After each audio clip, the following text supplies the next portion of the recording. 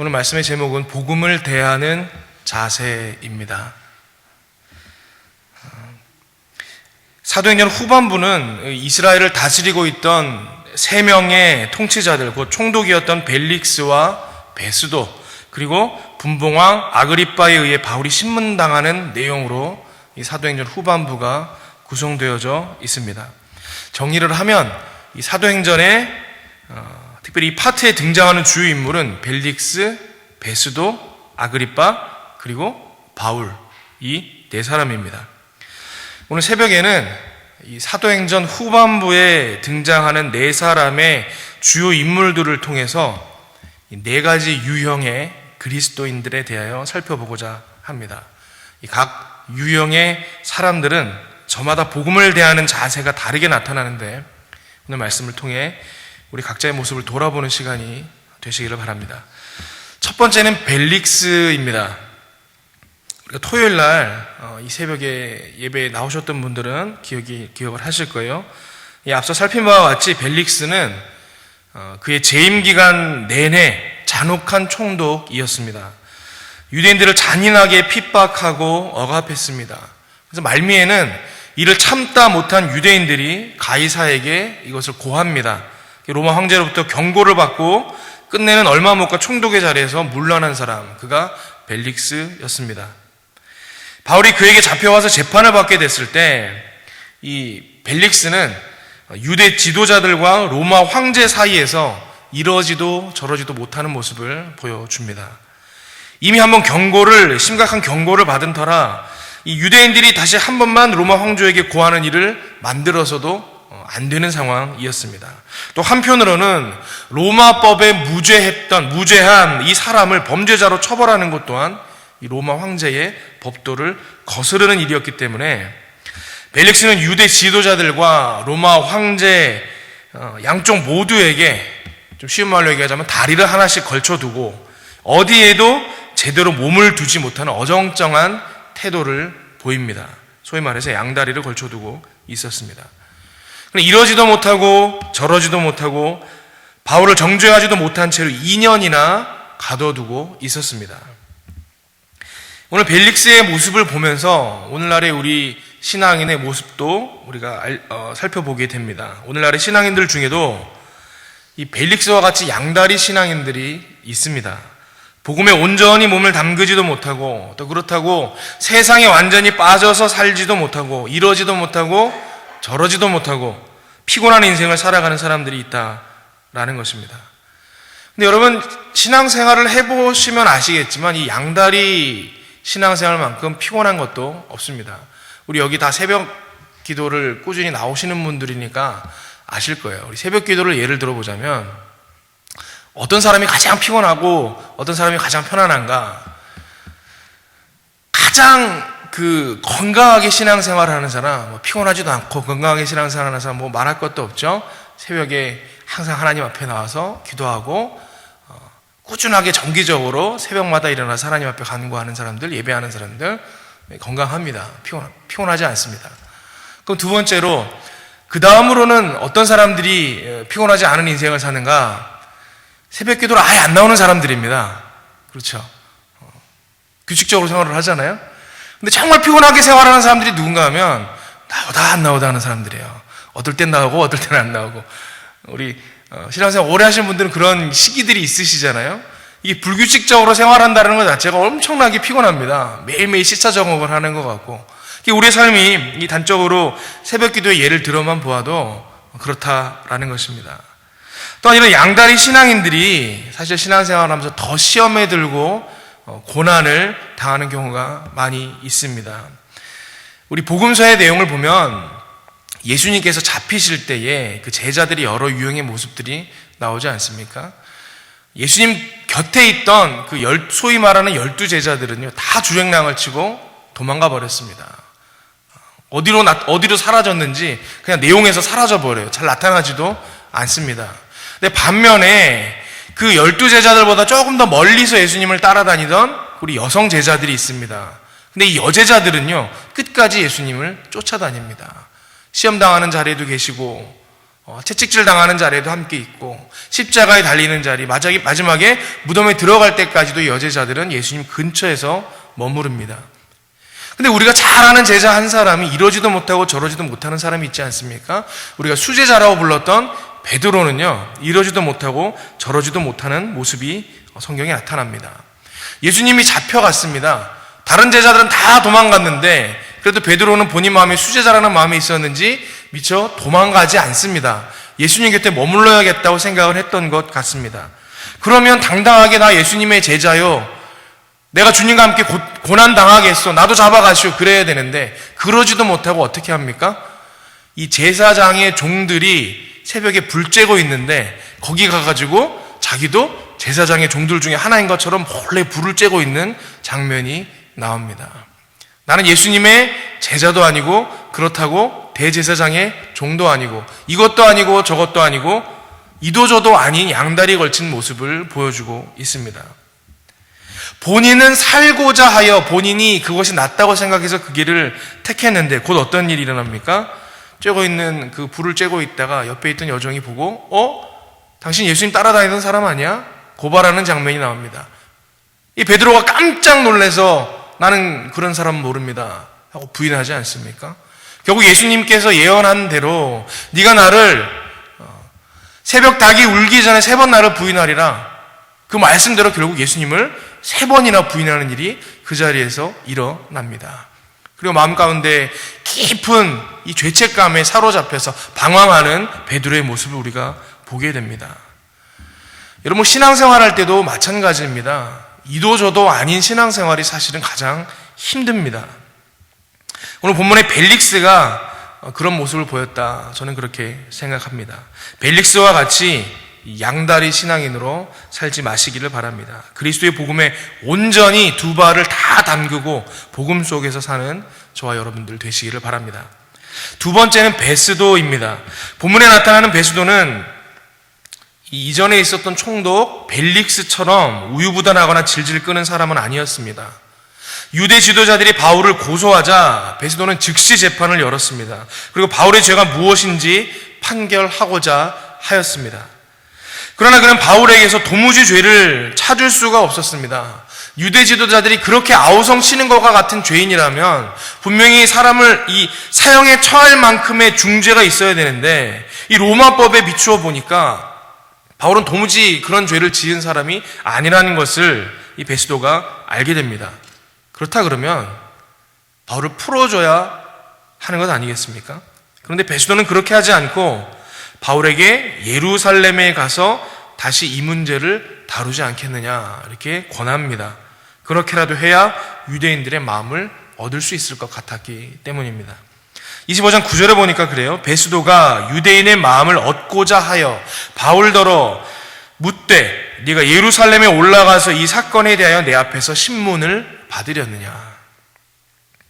앞선 총독 벨릭스가 유대인과 그들의 종교와 문화를 전혀 이해하지 못하고 저질러던 실수들을 이 베스도는 반복하고 싶지 않았습니다. 그래서 그는 자신의 신분을 유지하는 데에 이 바울을 이용하려고 했습니다.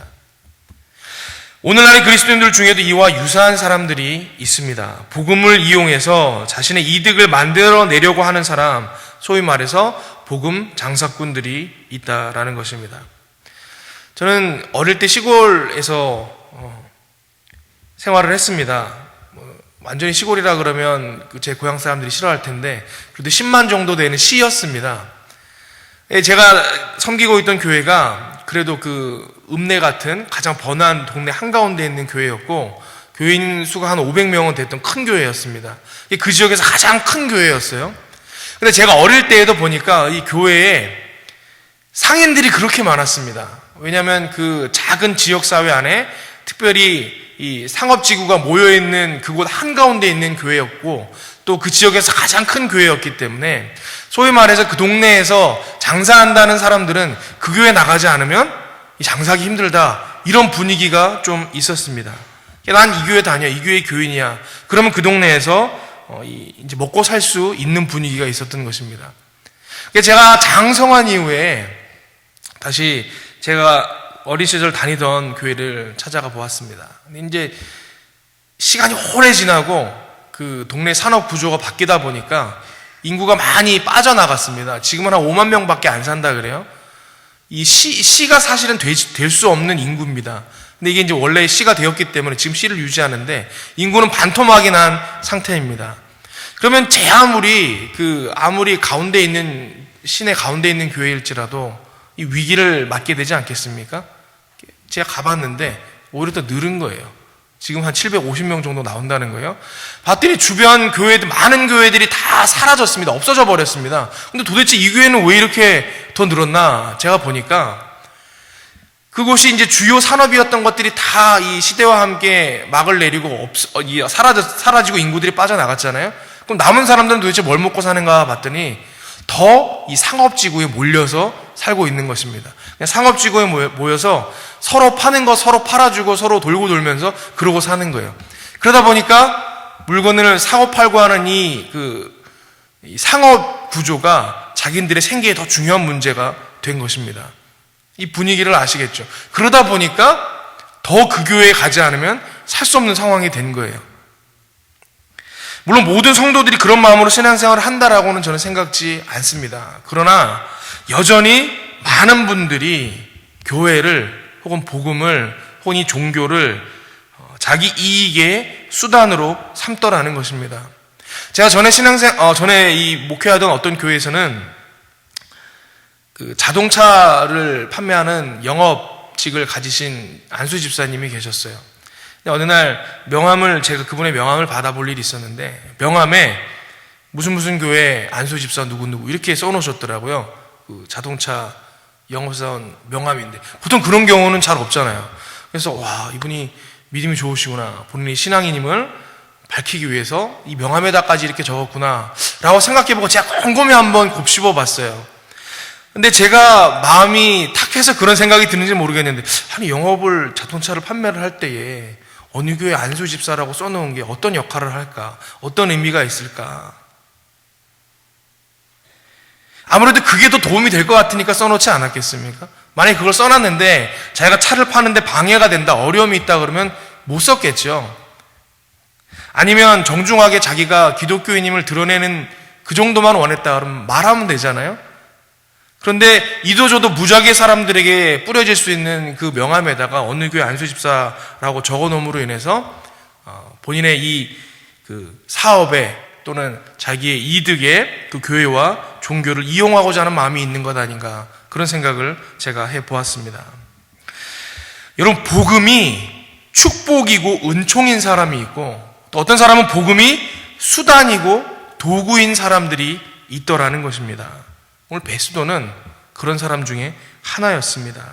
이 베스도와 같이 복음을 수단으로 삼지 않기를 바랍니다. 복음은 예수 믿는 사람들에게 수단이 아니라 목적이고 도구가 아니라 하나님의 온전한 은혜인 줄 믿으시기를 바랍니다. 세 번째는 아그리빠입니다. 이 아그리빠는 독실한 유대교 신자였다, 그렇게 역사가들은 기록하고 있습니다. 이 아그리빠는 로마로부터 파견된 총독들보다는 아무래도 유대의 문화나 배경을 잘 이해하고 있었던 것 같습니다. 오늘 본문에 유대인의 관례를 전혀 이해하지 못했던 이 베스도가 아그리빠가 왔다고 하자 바울을 로마로 호송하기 전에 이 아그리빠 왕에게 먼저 보여주는 장면이 나옵니다. 로마 황제에게까지 죄수를 보내면서 그가 어떤 죄목을 가지고 있는지 쓰지 않고 보낼 수는 없었기 때문입니다.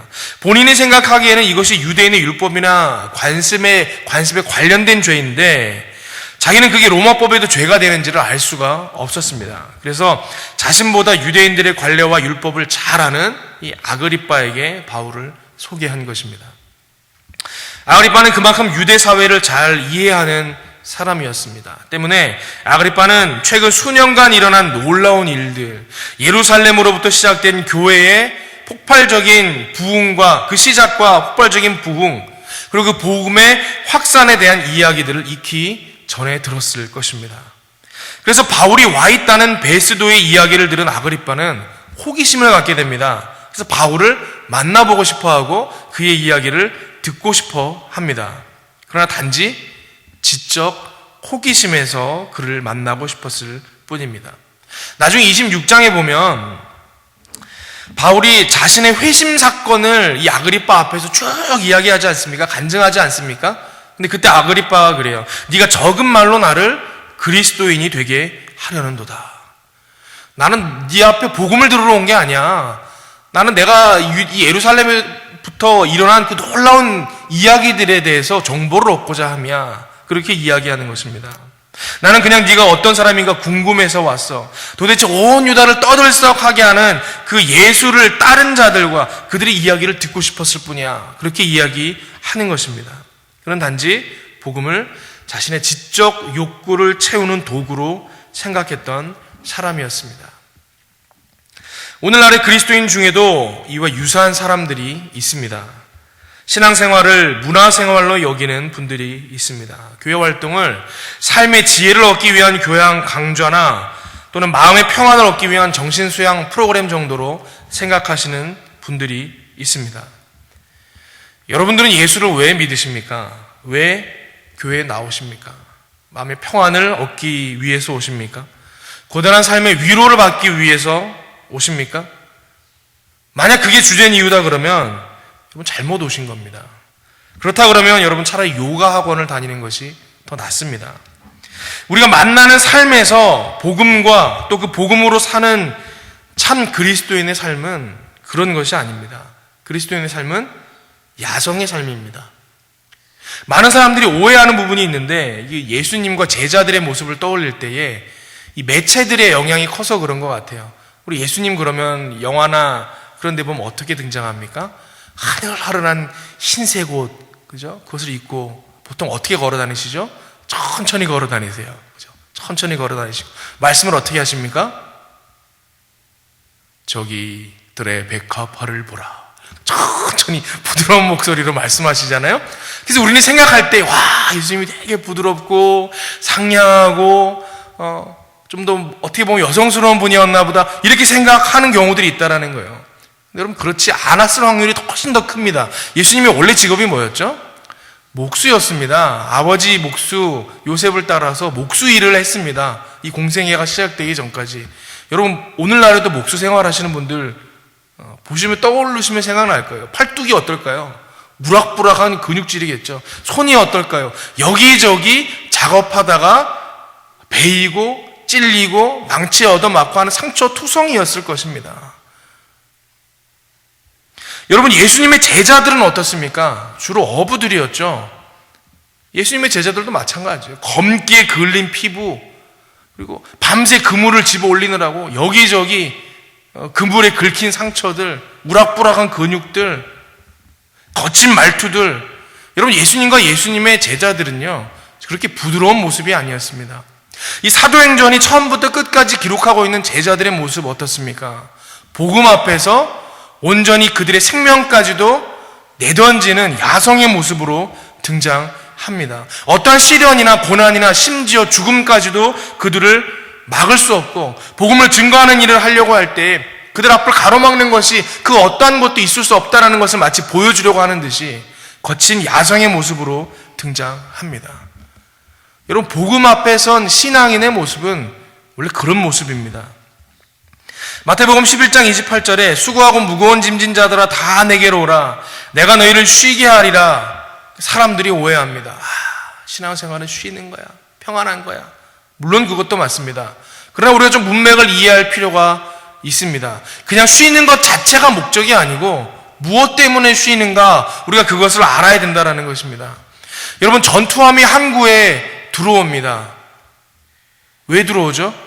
다시 싸우러 나가기 위해서 들어오는 것입니다. 다시 전쟁터로 나아가기 위해서 보급을 하고 기름을 채워넣고 그래서 와서 쉬는 것이지 전투함의 목적 자체가 항구에 들어와서 쉬는 것이 아니라는 것입니다. 복음은 단지 우리 마음에 평안을 주는 교양 강좌나 정신수양 프로그램이 아닙니다. 복음으로 사는 삶은 야성의 삶이고 싸우는 삶입니다. 예수님을 따르는 삶이란 그런 것이다 라는 것입니다. 마가복음 8장 34절에 예수님께서 그렇게 말씀하십니다. 누구든지 나를 따라오려거든 자기를 부인하고 자기 십자가를 지고 나를 따를 것이니라.